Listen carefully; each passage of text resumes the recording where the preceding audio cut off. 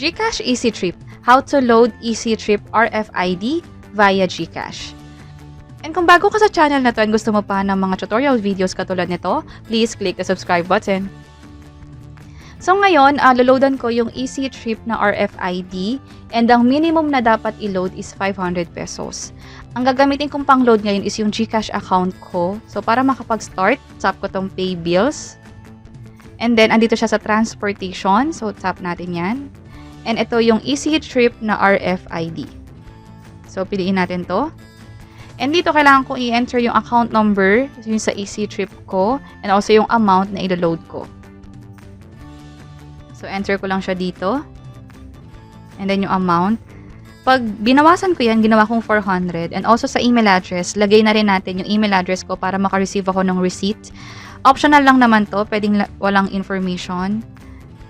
And also, meron ditong reminder na you will be charged a convenience fee of 12 pesos. So, okay na sa atin yan. So, tap ko tong next. You are about to pay 400 pesos using your GCash. So, tap ko yung confirm. And ito yung sinasabi kong error na ang minimum amount na dapat i-load sa Easytrip is 500 pesos. So, edit natin to. Balik tayo.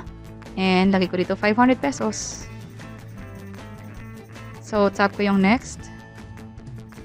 And na-review ko na lahat ng information. Tama yung account number na in-enter ko dito. So, tap ko na itong confirm. So, processing na to.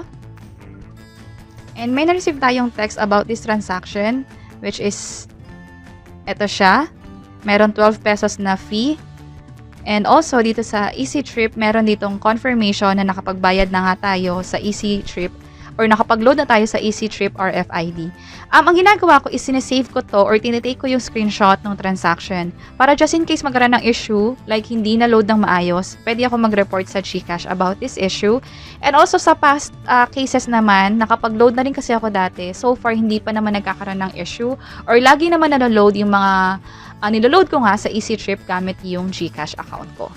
And that's it. Nakatulong ba tong video na to? Please let us know by clicking the like button. And kung may naisip kayong questions or topics na tingin nyo pwede namin i-share online, please let us know by providing a comment below. And ito pa yung mga videos na tingin namin pwede pa makatulong sa inyo, especially kung gusto nyo mag-grow yung pera ninyo or i-invest to. And this is Lulu from Investlibrary. Until next time. Bye-bye!